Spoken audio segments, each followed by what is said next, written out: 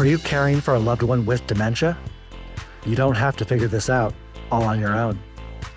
Welcome to Truth, Lies, and Alzheimer's, the show that helps you reimagine a new relationship with your loved one, a relationship a little more free of stress and anxiety. Join host Lisa Skinner and her 30-plus years of experience as she guides you on a new path to a better relationship with those you care for. Here's Lisa.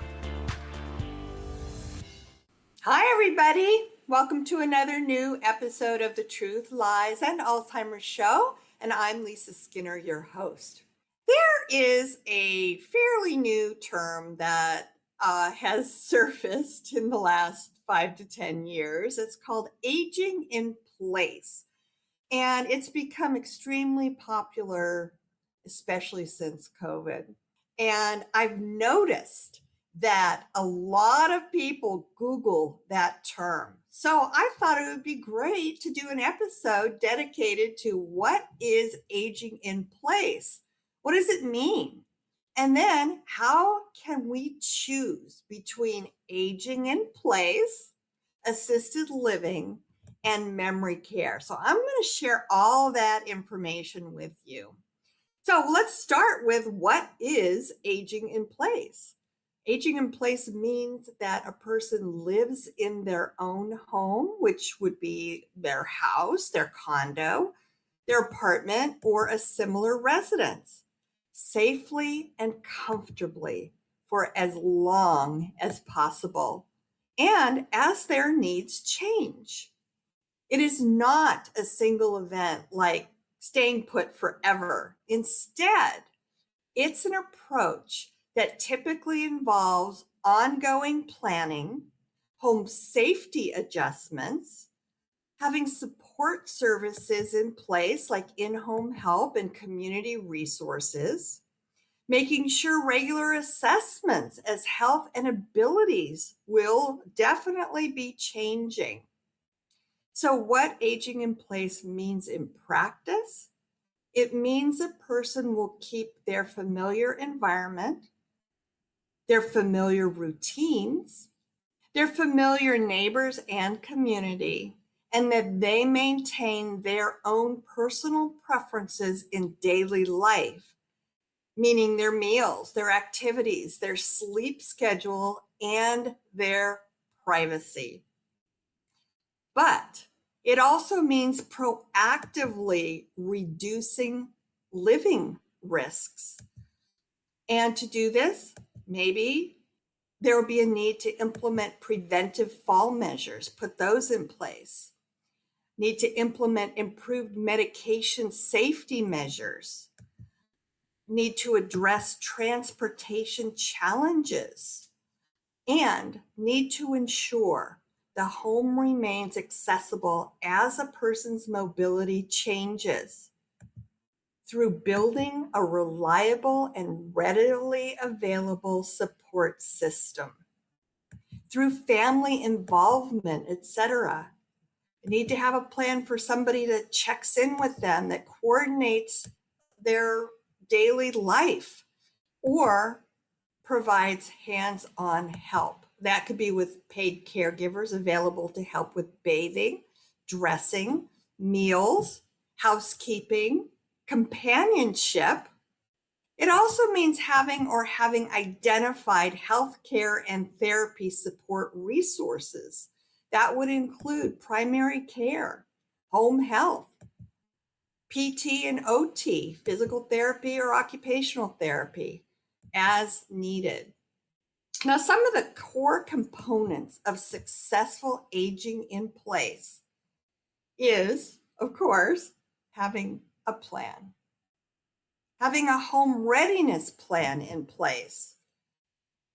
So make sure that trip hazards have been removed, like loose rugs, clutter, poor lighting, that measures have been taken to enhance bathroom safety, like installing grab bars, safer shower access, that you've improved the mobility routes that they walk around their home environment, And to do this, you need to make sure that pathways are cleared. Consider ramps or stair solutions. You have a care coordination plan in place. For example, decide ahead of time who is going to help, how often they can help, and with which tasks. Coordinate medical care with home support services. You have a plan for emergencies already in place, such as what is going to happen if there's a fall, that you notice worsening confusion or a sudden illness. You have a plan to maintain their autonomy while ensuring daily tasks remain feasible. You also need to have reassessment plans in place over time, which includes a plan to review their existing care plan after health changes, after a hospitalization, perhaps, after medication changes, and after functional decline, which it will inevitably happen as they progress through the stages of dementia. Now, we also need to devise a plan to revisit both physical safety and cognitive safety, especially if dementia is present or suspected. So, here are some comparisons between aging in place versus assisted living versus memory care. And these are things that we need to take into consideration. Now, in the aging in place model, where the person lives is in their own home. The support model will lean heavily on in-home services and family or community coordination. It's a best fit when needs can be safely met with modifications and, of course, reliable help. Those people are going to show up when they're supposed to be there. Now, comparing to the assisted living model, where the person lives is in a residential community, in a private apartment, or a room with shared amenities. The support model is that staff is on site and they help with activities of daily living. In other words, the ADLs, and with medication coordination. Best fit for that environment is when a person needs consistent help and possibly supervision, but do not require specialized dementia programming. They're not far enough along in the stage of dementia. They're still in the early stage, if they do have it, to fit well into assisted living. Now, when we compare that to actual memory care environment, the person will live in a specialized dementia-focused community, a room within that specialized community. The support model here is higher supervision and dementia-informed programming. When it comes to that choice for your loved one, make sure the staff has gone through extensive dementia care training. It's going to make all the difference in the world to their quality of life.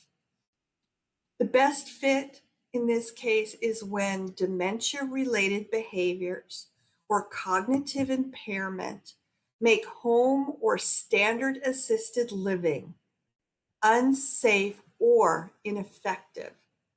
Now, what does assisted living typically provide?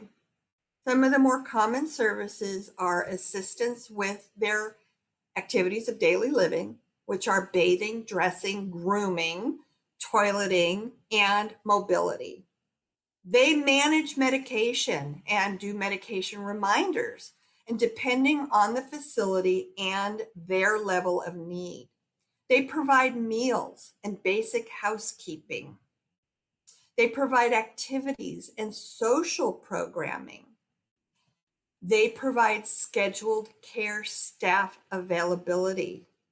And what varies widely in assisted living? Level of dementia specialization. Some communities have limited dementia programming. The staff to resident ratios and response capabilities vary from assisted living to assisted living. You want to make sure that you know how they handle worsening medical or behavioral needs. And then in terms of memory care, an actual dedicated memory care neighborhood, what actually makes it different from assisted living? Well, it is exclusively designed for dementia-related needs. It provides structured routines to reduce confusion. The dementia staff is hopefully very well trained. The environmental design that supports safety and orientation exists within the environment.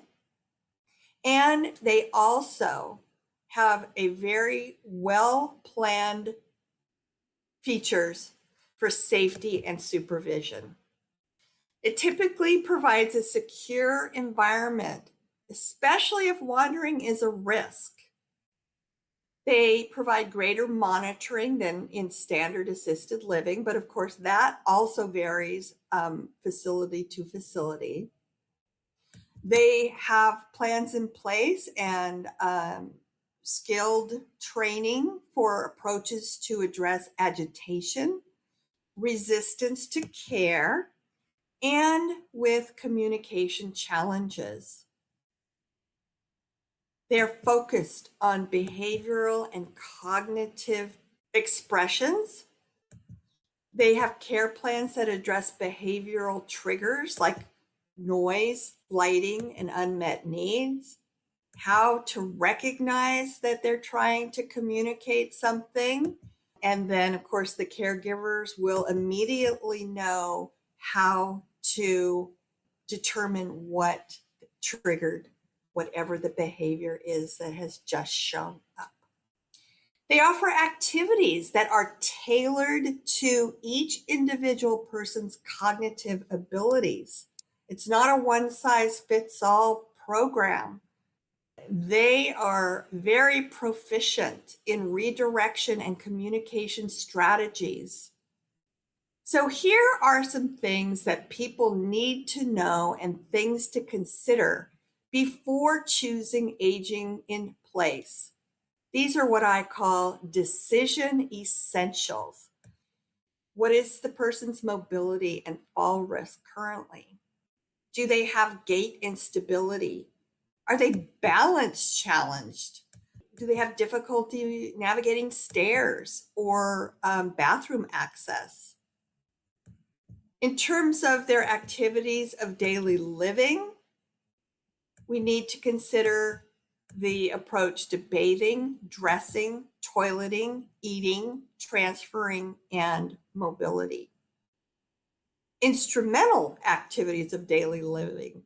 Those include cooking, cleaning, shopping, transportation, managing medications, and finance. All of these things need to be considered for aging in place.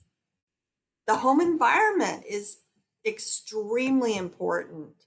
You need to consider lighting, the bathroom setup, the entry or exit, nighttime pathways. If they get up in the middle of the night and need to go to the bathroom, make sure they know exactly how to get from their bed to the closest bathroom.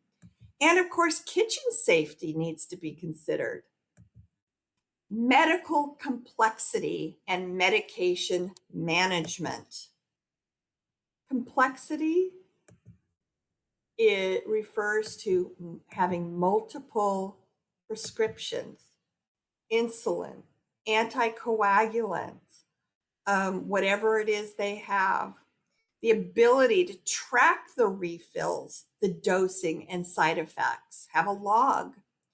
And then, of course, access to health care.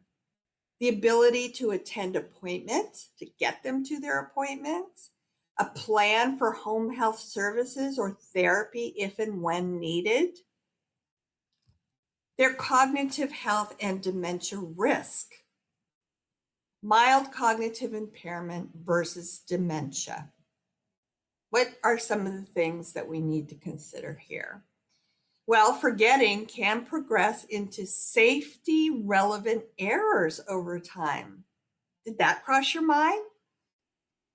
There are dementia risk factors that can change the plan, like wandering tendencies, nighttime confusion that maybe just showed up out of nowhere, medication mistakes, unsafe stove use, or leaving doors unlocked.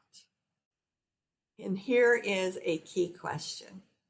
Can you maintain consistent supervision and safe structure at home as the cognition changes? Got to have a plan for everything in place. You need to consider caregiver and household capacity. Who'd have thought of that? Care is not just emotional, it's also operational. You have to think about scheduling, training, physical assistance, documentation, caregiver burnout risk. Even devoted family caregivers can reach limits. So practical realism here includes who covers mornings, evenings, etc. Aging in place is usually about capacity, not willpower. Even with love and good intentions, anybody may reach a point where consistent supervision and hands-on help are no longer realistic. Safety isn't only physical. There are medication errors to be mindful of, leaving appliances on, scams that target the elderly, financial mistakes, and getting lost can be just as dangerous as falls. As we know, dementia can shift risk quickly, sometimes much faster than we expected. Care needs rise or can rise in spikes and not a straight line. A fall, an infection, a medication change, or a hospitalization can cause a sudden decline in your loved one. So we must have a plan for what happens after these setbacks, not only day-to-day function, but ongoing long-term. Caregiving coverage must include nights and emergencies. And I'll tell you, many families underestimate nighttime supervision. They think, oh, well, my loved one's going to be sleeping throughout the night. That is not necessarily the case, especially with mid to late stage dementia. We see sleep reversal patterns with dementia, wandering, repeated bathroom trips, and extreme confusion. So, who's going to be available at night? What are you going to do if a caregiver calls out? What's your backup plan for this? Transitions can take time, even if you're trying to be fast moving to assisted living or memory care, because it often involves wait lists. Do your homework, find out what availability looks like on average. What paperwork do you need to have taken care of? You're going to probably need a full exam at your doctor's office, at your loved one's doctor, before they will admit you. Sometimes that takes a while. Waiting for a crisis can inevitably reduce your options and also increase your stress. And not all assisted living communities handle dementia well. Some can support early symptoms. Others struggle as behaviors change, and they will and do change. Now, memory care is not automatically equivalent across providers, staff, training, and security. Practices matter here. They'll make all the difference in the world to quality of life. And we all want to make sure that we are providing our loved ones with the best and highest quality of life possible under these circumstances. Now, in terms of aging in place, home modifications are much easier to do. The earlier, the better, like installing grab bars, improving bathroom access, and improving lighting are much easier before a crisis or an injury occurs. Delaying upgrades often increases a person's fall risk and caregiver strain. Budget and affordability planning is a necessary consideration. In-home care hours, home modifications, transportation, and supplies can all add up quickly. They can become expensive. Ask about total monthly costs, not just base rates. Care hours, medication management fees, levels of care changes. These are all part of the admission process, the assessment process in assisted living and memory care. Now, written care rules prevent confusion during stressful moments. So, create simple instructions for your care partners, like the medication routine, meal preferences, who to call, what behaviors mean, preferred calming strategies.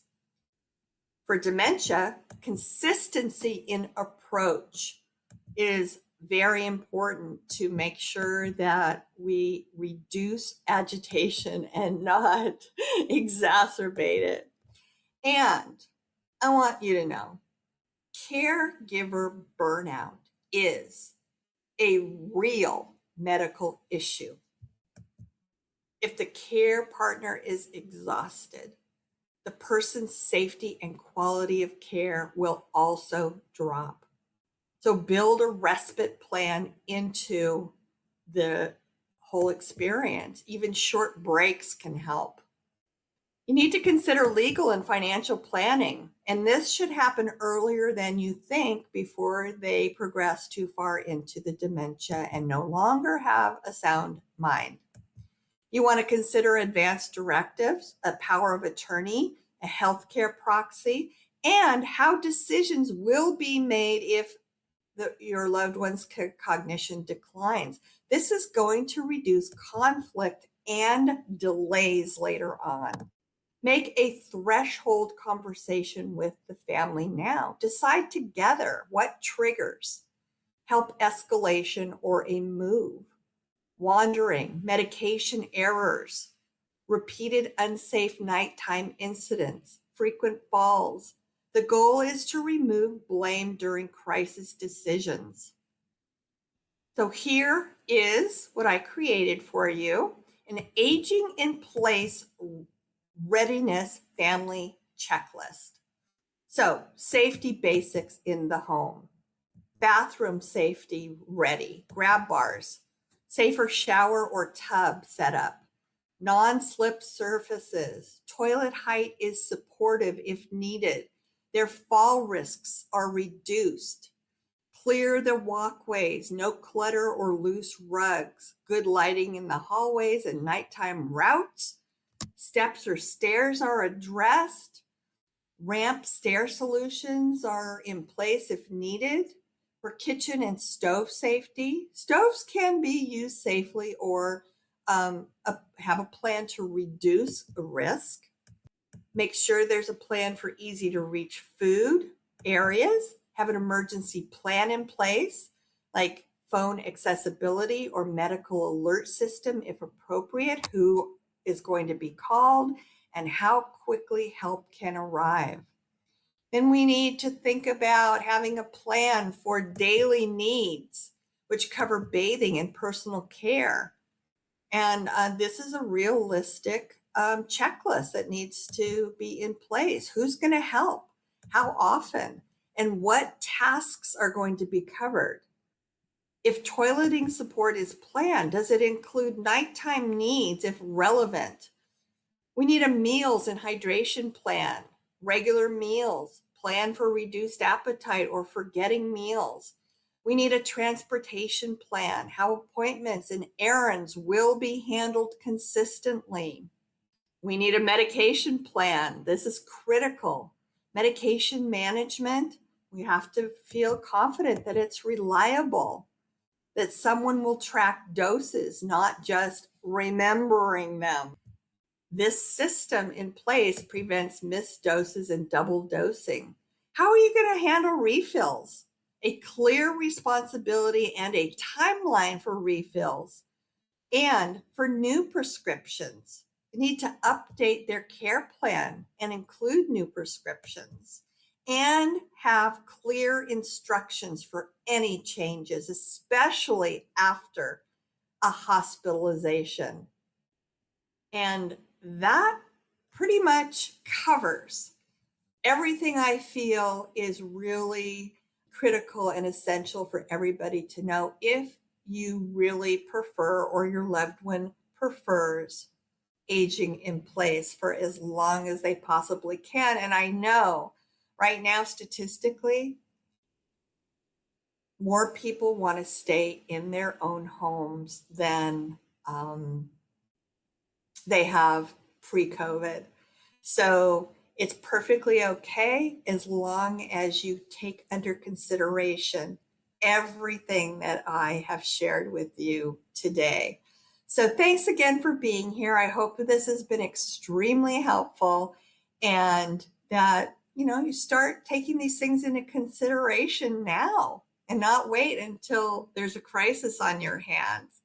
So I will be back next week with another new episode of the Truth, Lies, and Alzheimer's Show. Again, I'm Lisa Skinner, your host. So glad you could all be here with me today. And as I always say, have a great rest of your week.